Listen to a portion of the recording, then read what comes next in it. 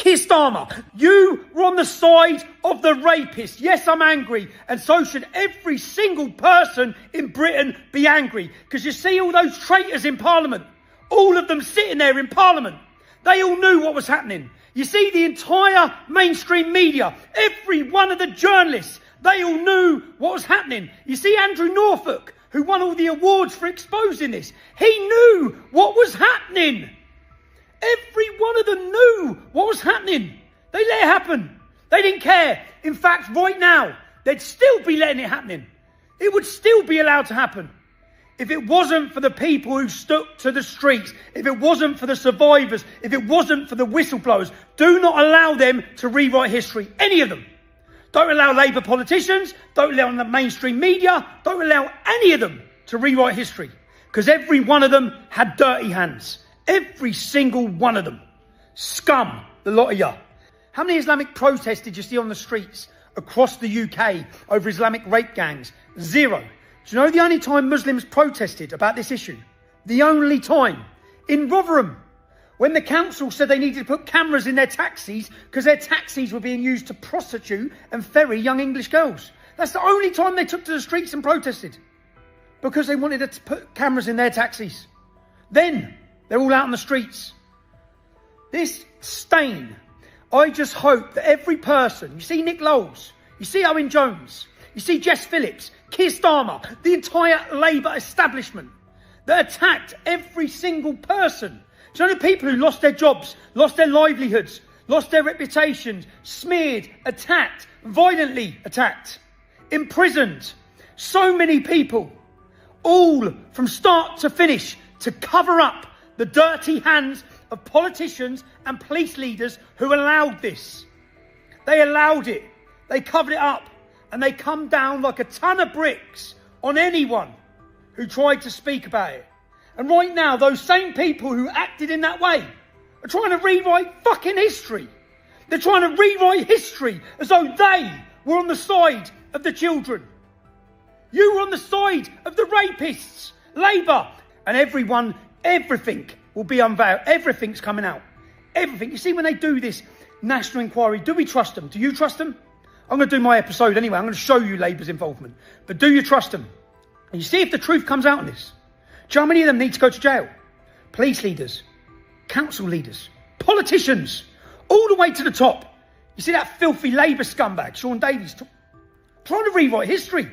It's like, what are you doing? You can't rewrite history. You've all got dirty hands. It's all coming out. There's going to be nowhere for you to hide. Nowhere.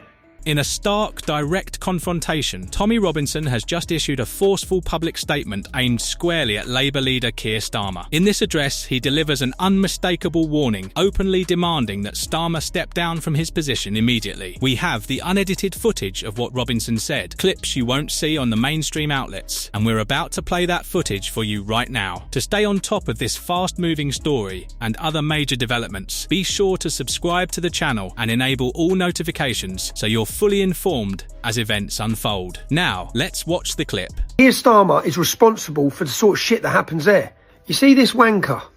These wankers have put targets on everyone.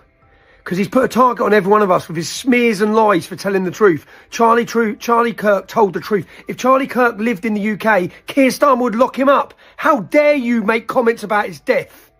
When you're responsible for this shit, people with your mindset, condemning people, putting targets on them, lying about them, and then pretending you give a shit. Absolute fucking hypocrisy. Truthfully, yeah, terrifying. Terrifying. Because I don't know what they're going to do. The only bit of encouragement I've got is I know the public are with me. Do you know, like, they've just kept this address up, yeah, for where I was with my kids. I walked in to get breakfast. As I said, 4 or 5 different Englishmen come up to me. It doesn't matter where I go, I'm not alone. There's an army of people built behind me. Tommy Robinson is not a person, it's an idea. And they've tried crushing it for 15 years. I'm not special. They built it because of the way the public are feeling silenced, yeah? And when they're chanting, so they're in the streets of every time chanting Tommy Robinson. They're not specifically chanting for me. It's a chant of resistance. It's a chant of symbol of resistance because we're not backing down to you, yeah? And I've continued to tell people to behave peacefully, to behave responsibly, to show pride in a professional and dignified manner. I've continued to do that. Not once have I not. I don't know how they'd be able to lock me up with a fair court case, but I've never been in a fair court case. I don't get a jury. I've never had a jury. So if the Prime Minister, the Home Secretary, and the world and their globalist corporate media, which is weaponised, are trying to build a picture of me to have me locked up, what's the outcome going to be? I'm probably getting locked up.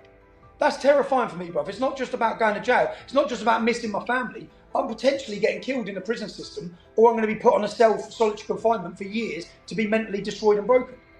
But the public is still awake to it. So the support is there. So I know I'm not alone. I know that's not going to solve the problem. If they think they've seen trouble now, wait till they lock me up for nothing. A video of an Asian man, Muslim man, or a refugee walking out of a hotel and some scumbag punching him, yeah? Just a bloke's on his own. There's about 100 lads there, yeah? I thought, if I was there, I'd have knocked the bloke out myself who punched him. If I'm watching that, I think, you bully bastard. What is that? That's not pride, yeah? I understand people are upset, but that is cowardice. So I condemn that. Acts of burning things, the stupidity of it, of the catching fires of different things, all of these things, I condemn them all. But the problem is, this weekend saw gangs of Muslims armed with weapons in every town and city. There's video after video after video that we're sharing that are now getting millions of views of English men, innocent English men being beaten, having their heads caved open, hammers, everything. None of it's in the mainstream media. So if it wasn't for X, no one even know this has happened. All they'd know is that far right, many of them just mums and dads, are causing mayhem without seeing that gangs of Muslims. You know, have you seen the video of the copper? The coppers outside the mosque, they've all got bats, they've got poles, they've got swords. Go and put your weapons away, we're not going to arrest any of you. Yeah? This is a Muslim police officer on a microphone. That's two-tier policing, because what they do with us is probably sending the army. Yeah, sending the army. They want to crush. They're on about mums and dads. They're not accepting that there's any legitimate frustration and anger within the British public about their failed policies. All of this comes down to their failed policies. They've continued to flood this nation with hostile men who have continued to rape their way through it, and people have had enough of it. Stop the fucking boats. Get them out of them hotels. Get them gone. Put them on boats and send them back. Okay? They shouldn't be here. They're endangering the safety of our families. Men will rise up. They're always going to rise up. They have to rise up to defend their families. You've brought this war on our shores. Since the 27th of July, there's been a full-on attack.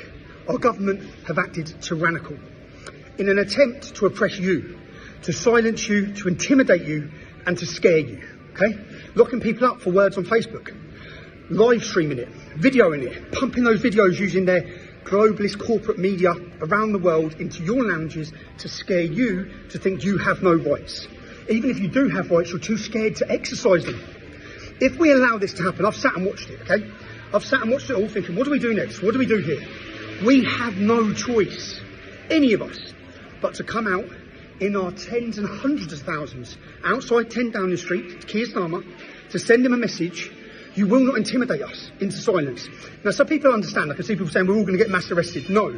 What happened during the riots was not legitimate, organised, legal and lawful protests. What we organise each time is legal, lawful protests. We cooperate, we liaise with the Metropolitan Police Force every time to make sure you have a safe environment. Now, we have protected rights that they cannot take, yeah? If done properly. We will do it properly, okay? So come along, don't be scared. And even if you are scared, yeah? I'm scared. I'm scared of what faces for me. Yeah? And courage is not about not being scared. It's about being scared and still doing the right thing. That's what it's about. Okay? We have to send a message that your tyranny, that your attempt to bully, what do you do with a bully? You stand up to him. You don't run from him. What's the message to your kids with a bully? Yeah? Do not back down to a bully or they continue. So we must confront that bully in a peaceful, legitimate way. Outside 10 Downing Street, we have a fabulous film coming, okay? A fabulous documentary, the truth about the riots. The whole world is going to know why the British public are angry, okay? Keir Starmer wants to pretend it's just this big far-right movement. We're going to show the world why you're angry. We're going to link it to the migrants and their crime wave of rape throughout our great, beautiful nation. English women being targeted in every single town and city. I'm going to prove it to you. I'm going to deem us as thugs, as hooligans, as knuckle draggers. We are the British public, whether you like it or not, Keir. Okay, we're the British public. And we're not going to be silent, as we keep telling you. We want our country back from communist, tyrannical bastards like you, okay?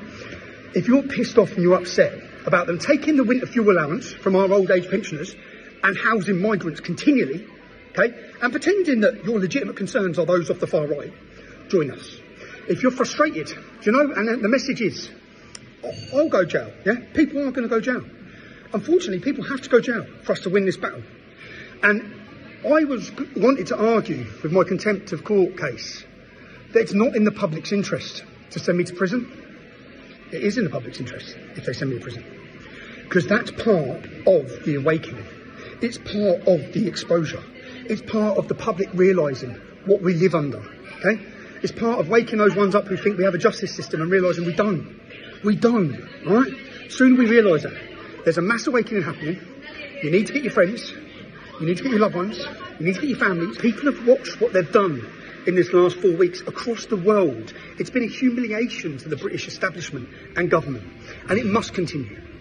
So we go straight into the lines. What you've just seen is a raw, unfiltered expression of frustration that many members of the public are currently feeling. Once again, Tommy Robinson positions himself as a voice for those who think they've been ignored and left behind by the Westminster establishment. He is clearly tapping into a genuine, growing sentiment that figures like Keir Starmer are out of touch with the everyday impact of the policies they champion and the political games they play. Many feel these decisions are made far from real life, with little understanding of how deeply they affect ordinary communities. For the political landscape, this moment presents a serious challenge. A direct confrontation from someone with Robinson's Grassroots backing shines a harsh light on what critics see as Starmer's biggest weakness: a failure to earn public respect and a reluctance to address honestly the issues that are causing real harm across the country. Whether you agree with his ultimatum or not, Robinson draws attention to the widening gap between those in power and the everyday citizens they are meant to represent. It underscores a divide that many believe is only getting worse. That's our perspective, but now we want to hear from you. Do you support Tommy Robinson's demands? Should Keir Starmer respond directly to this challenge? Share your honest, unfiltered views in the comments below. If you value us bringing you perspectives and information that mainstream media often overlooks, please like the video and, most importantly, subscribe to the channel so you can continue to support the work we do.